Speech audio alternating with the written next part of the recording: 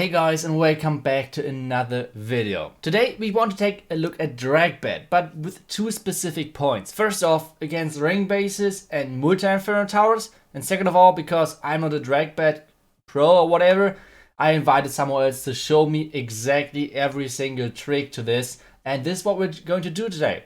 So guys, if you like content like this, and well, the new gold pass just started, make sure that you're using a creator code when you're buying the new gold pass, or if you're overall spending any money in the game. And well, if you like the content which I'm doing, make sure to use the code ITSU. And one quick reminder for all of you guys who are used to having the gold pass, make sure that you're only donating when you actually have the 1 gem donation. Otherwise, this will cost you a lot of gems. And trust me, I had this already multiple times. So whenever you're buying like an offer or whatever, make sure that you have the creator code, like the creator support button at the top right. And well, thank you guys so much for that. And I think without further ado, we should jump into the attacks. We should like take a look at how he's attacking, because we will spectate him, which means like we won't attack on our own. We will live spectate him and see what exactly he's doing and why he's doing that. So this is kind of the goal. And since he's German as well, we had this interview on the German channel, but I would completely tell you everything which he's going to say, or like which he had said in the German video. So this is the first base, and like I said, we will face multiple ring bases today with multi-inferno towers. So the first thing which he said is, and like for me it always was the position of the clan cast, but he said you have to look first at the position of the splash damage.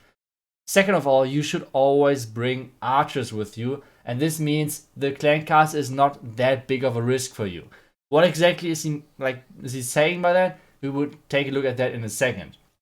The next thing is he's always trying to split his wall breakers kinda to make sure that he's getting his queen and his king in, because most of the time he's using both of them on different flanks to actually just found the dragons to the core. That's kind of the idea which he's doing most of the time, and this is the exact same story on this one.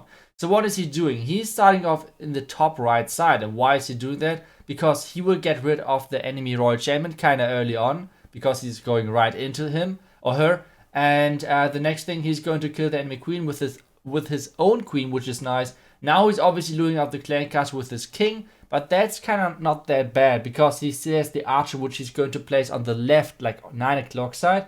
And now the dragons can just go into the base, and even with the multi-inferno tower and so many defenses melting them, it's still working or looking pretty good. The next thing which he said is, do not hesitate to use the warden ability early. Most of the time it's kind of the same story as for E-Drags. The main threat is not the town hall, it's the damage before you actually get into the town hall. You want to have your dragons as many hit points as possible to get into the core, and now he's starting off with the bats, and this is looking not that good if I'm completely honest. But he was still saying like everything is looking fine, everything is looking good, because he knows how many freezes he needs for the back. And now take a look at the last freeze. He's freezing both archer towers in combination with the wizard tower, and this means there's no splash damage left. The eagle is going down now as well, which is kind of the last threat of this base, and now the last remaining bats will kill off this base, even though they're really low HP, but still they got it done. So nice job to him. And obviously we learned already a couple of things new, which means first off, the clan cast is not that important as most of us think, especially me.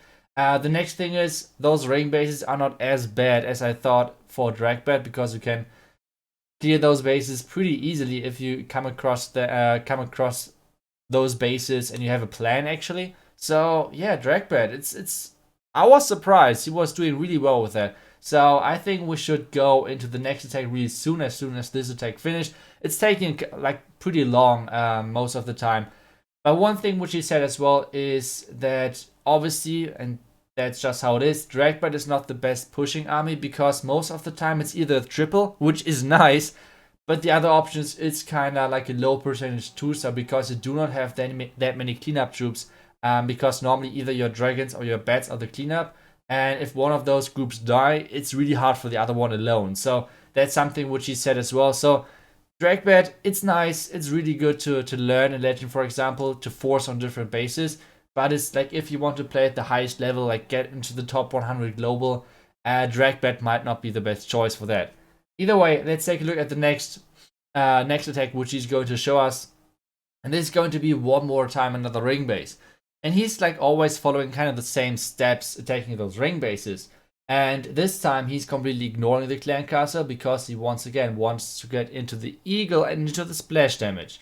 On this one, he's decided, okay, since the clan castle on this side, we can clear out the other two flanks, which means like 12 o'clock and 3 o'clock, and then push the dragons kind of into the eagle, into the core, and clear out the back end with the bats. That's kind of the story. And one thing which you have to know about this is bats do not lure the clan castle, which is kind of important because if you clear buildings around the clan castle, if there are wizards in there, things like that, they won't come out. Only normal troops can lure those. The next thing what he's going to do is he's going to use the queen on the right, king on the left, and sometimes this is kind of depending on the base, I guess. He's using the royal champion to support the queen or the king, and sometimes he's using the royal champion for the back end. This is kind of always depending on the base, he said, and there's not like a general rule to where you should use that, so it's always depending on the base.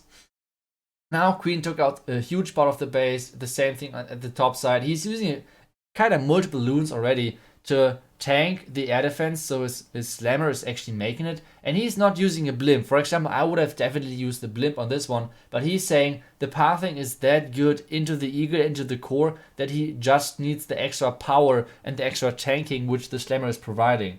So the slammer already tanked a couple of black mines and obviously tanked like damage of the building of the defenses. So that was alright. Now the dragons should get into the core. He's freezing actually into the core because he sees, okay, there's only one wizard tower on the back end. Now the rage, I have to say, I don't like the rage too much. I think I would have placed the rage a bit deeper, but well, I guess it still works. Now the clan castle is coming out, and since he has only one freeze left, he's using a bat bomb.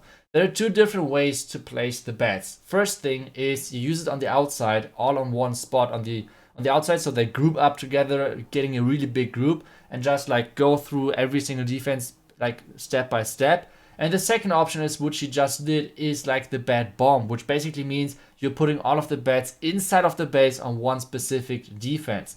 And this means they will spread out in multiple different angles most of the time, which is not having this one-shot potential. So I think most of the time the bat wave is better, like placing it on the outside and then like going through all of the defenses step by step.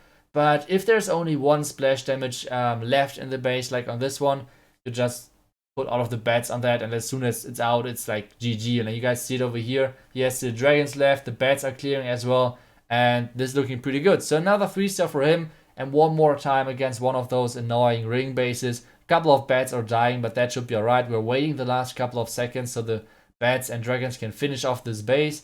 And yeah, so far he did really good. So let's see what exactly he's getting for the last base, like what type of base, and how he's doing over there, like what exactly he's going to use. But this is his army as well. I think he switched, no, I think it's always the same. And like I said, the two archers are pretty important, especially if you have to go into the clan castle with your heroes, so you can lure those away from your dragons. For example, if it's a hound or something like that, or ice golems, that's pretty important.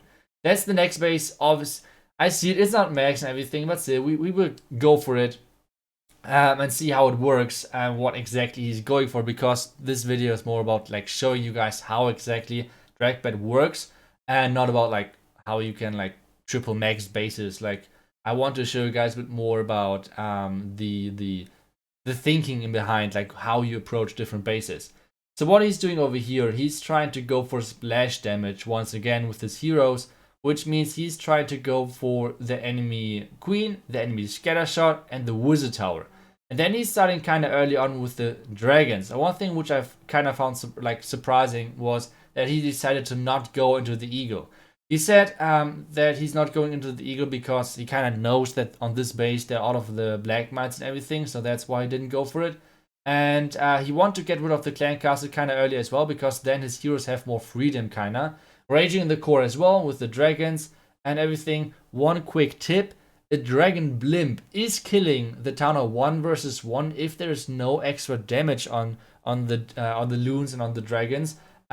So whenever you see there is only the town hall in the middle, for example, and nothing around it, do not use a rage. It's kind of wasted. Like, you don't need it. On this one, there were the Tesla, so you had to use the spell, And you guys see it's a pretty big overkill. Obviously the base was on max, but still it's the same approach. That's what counts.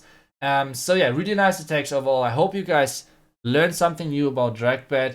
And well, one more quick time, thank you so much for Exorcist who was willing to come over and explain me a little bit more about this strategy, because I had a couple of videos on this topic already as well. But to be honest, I had a couple of different approaches to bases, and he's showing exactly how you can triple those legend bases easily with Dragbat. So I hope you guys enjoyed today's video. And guys, one quick reminder, if you guys would like to support me, make sure you're using creator code ITZU when you're buying the new Go Pass offers. There's still offers in the shop, which are crazy. So thank you guys so much. I will see you guys back tomorrow. Until then, see ya and bye bye.